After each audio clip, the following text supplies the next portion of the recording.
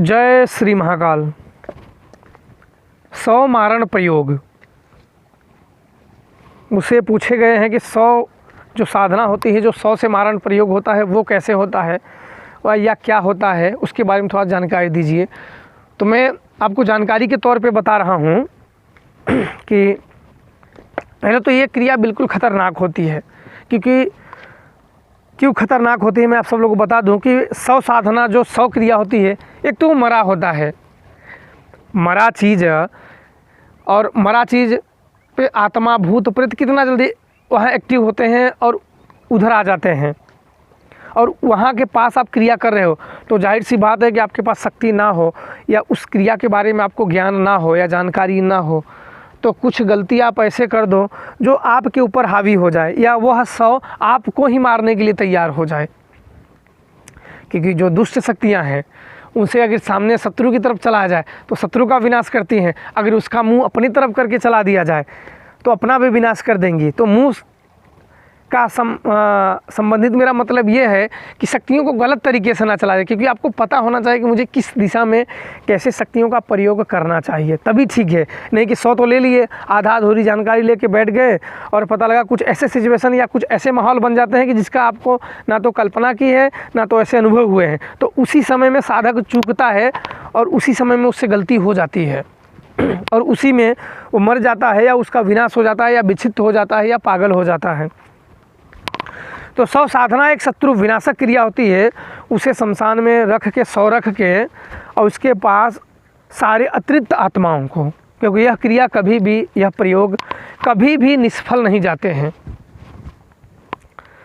तो यहाँ मैं आप लोगों को जानकारी के तौर पे सिर्फ पूछे गए हैं, तो मैं आप लोगों को जानकारी के तौर पे बता रहा हूँ कि 100 साधना के जो प्रयोग होता है वो कभी भी असफल नहीं जाते हैं।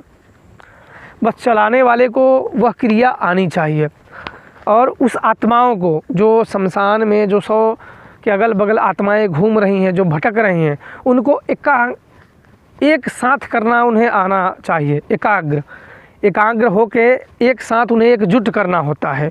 जो सारी अतृप्त आत्माएं हैं, ये काफ़ी खर्चे वाला भी काम होता है, क्योंकि अलग अलग बलि द्वारा, अलग अलग पूजा द्वारा सबको बुलाया जाता है और एक साथ उन्हें साथ लिया जाता है, उन्हें मिला दिया जाता है।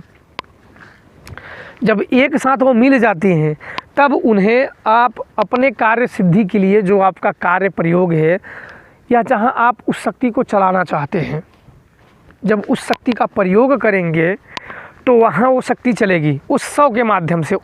100 एक उन शक्तियों से संपर्क करने का माध्यम बनता है। आपने 100 साधना के बारे में, तो मैं आपको 100 साधना के बारे में कि 100 एक माध्यम बन जाता है, उन एक पुल का काम करता है। जैसे इस नदी के इस पार मैं खड़ा हूँ, उस पार शक्ति खड़ी है, बीच में एक पुल आ जाता है, तो बहुत जल्दी शक्तियाँ प्राप्त करने के लिए 100 को एक पुल बनाया जाता है। 100 को एक पुल बनाया जाता है। जैसे पुल एक निर्जीव होता है, ऊपर आओ जाओ उससे कोई दिक्कत वाली बात नहीं, वैसे 100 एक पुल का काम करता है।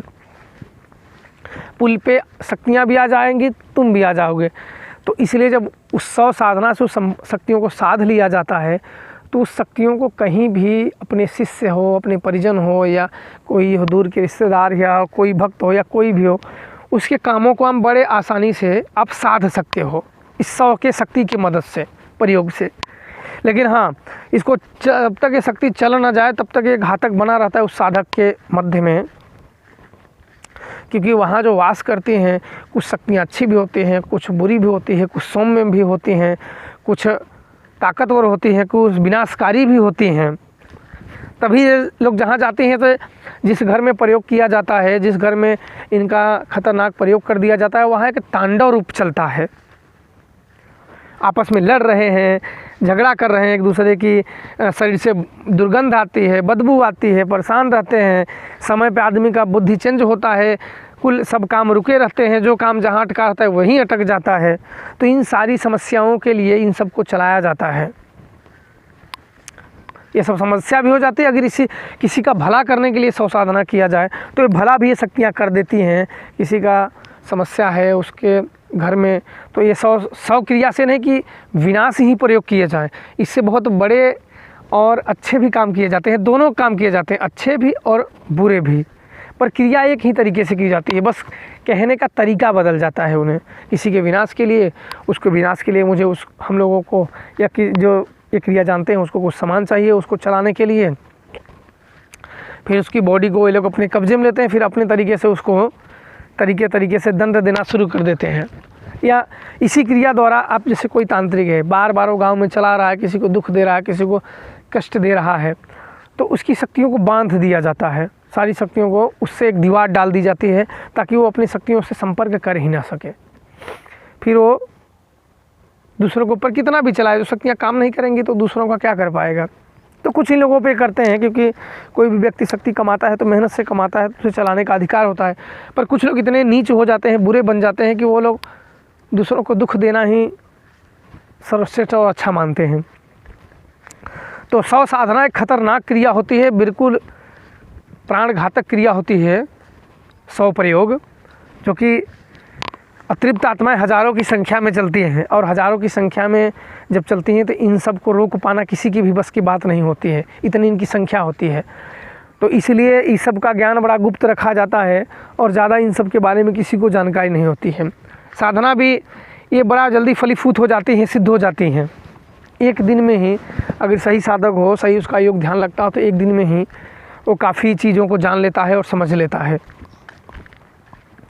उससे पहले उस साधक को काफ़ी तैयार और काफ़ी क्रियाएं, काफ़ी जानकारी उसको चाहिए होती है।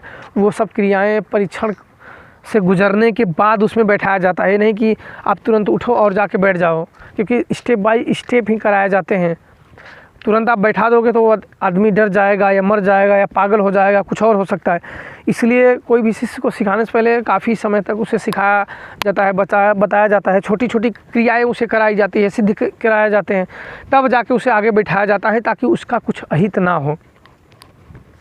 ऐसा नहीं कि गुरु अपने शिष्य को सिखा रहा हो, अपने शिष्य को ही मार बैठे अज्ञानतावश, क्योंकि चारों तरफ से अपनी शक्तियों को परख लिया जाता है। कभी इसके विपरीत भी मामला बने तो मेरी शक्तियाँ तुरंत लड़ जाएं उसको बचाने के लिए।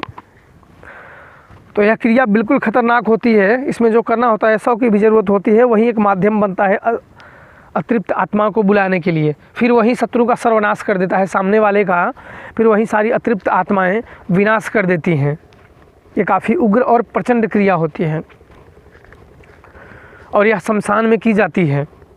और यह क्रिया काफ़ी खर्चे वाला भी होता है, क्योंकि अलग अलग शक्तियों को अलग अलग तरीके से सारी महातामसिक भोग देना होता है। वहाँ सात्विकों की कोई ज़रूरत नहीं होती है इन सब क्रियाओं में, महातामसिकों की ज़रूरत होती है जो तामसिक रूप से शक्ति चलाते हैं। और सात्विक बाबा लोग इस प्रयोगों को रोक नहीं सकते, क्योंकि ये जहाँ जाते हैं फूल तरीके से वहाँ गंदगी विनाश मचाना शुरू कर देती हैं, आदमियों का भी दिमाग डिस्ट्रॉय कर देती हैं, आपस में ही लड़ना शुरू कर देते हैं कुकुर और बिल्लियों की तरह। तो काफ़ी यह प्रयोग है, जल्दी कोई करता नहीं है और ज़्यादा कम ही लोग जानते भी हैं। जो जानते भी होंगे वो किसी को बताना नहीं चाहते हैं। तो आशा करता हूँ कि कुछ आप लोगों को इससे जानकारी ज़रूर मिली होगी और यह करने की कोशिश ना करें, क्योंकि यह खतरनाक प्रयोग है। जो भी करें अपने प्रत्यक्ष गुरु के मार्गदर्शन में ही करें इस प्रकार की खतरनाक साधना। शक्ति तो मिल जाएंगी, लेकिन वो मिलेंगी कब? जब उसमें सफल हो जाओगे सही से तब।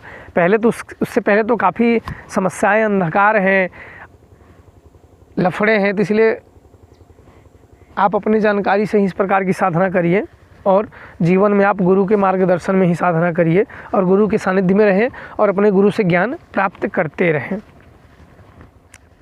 जय श्री महाकाल।